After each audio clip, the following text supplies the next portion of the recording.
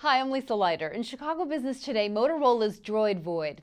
An updated version of Motorola's Droid smartphone will hit the stores tomorrow. The Droid was the best-selling Android-based smartphone in the second quarter, according to NPD Group. Motorola's new smartphones are generating sales and buzz the company has not seen since the best-selling Razr peaked in 2006. But the Schaumburg-based cell phone maker is not making a dent when it comes to advertising spending on its new products. BlackBerry maker Research in Motion spent nearly $76 million on advertising in the past year, followed by Apple and Nokia. Motorola ranks last with just $7.5 million in ad spending.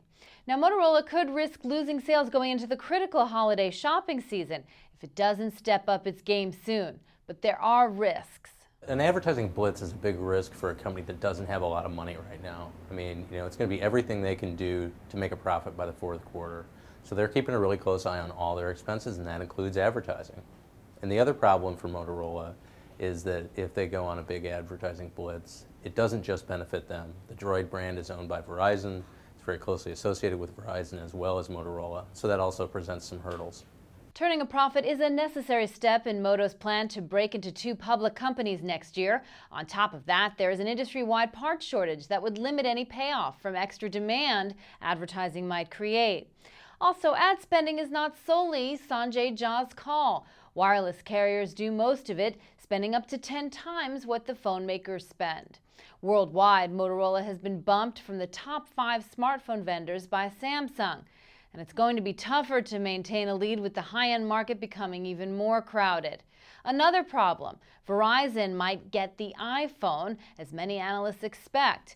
And because Verizon actually owns the Droid brand, Motorola has a unique challenge. Well, if you're Motorola, it doesn't make a ton of sense to invest huge money in the Droid brand because that's not your brand, right? You don't control it, you don't own it.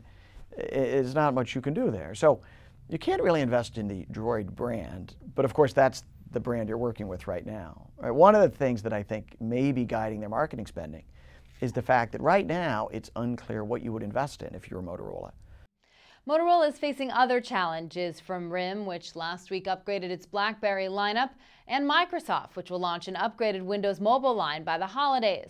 Sanjay Jha yesterday spoke at an investor conference where he said he was not worried about Verizon possibly getting the iPhone and that the Droid was, quote, every bit as good. Well, that's this edition of Chicago Business Today. For more on this story, be sure to check this week's print edition of Crain's or chicagobusiness.com. Thanks for watching. We'll see you tomorrow.